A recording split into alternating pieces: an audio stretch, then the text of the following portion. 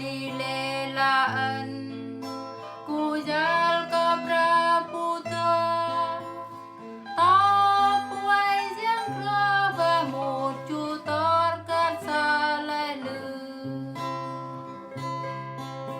nhờ Giêsu tập na khay sai giang chuai bo tu ca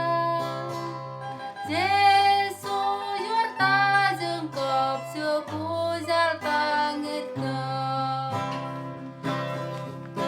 chợt lành Giêsu luat ngư sai giang chuai bo tu ca bo ra mok ra chai a tang giang sar pet akua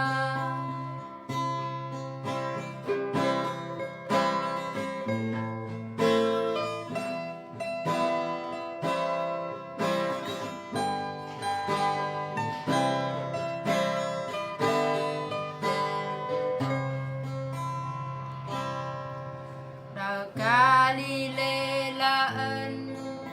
ku jal ka praputa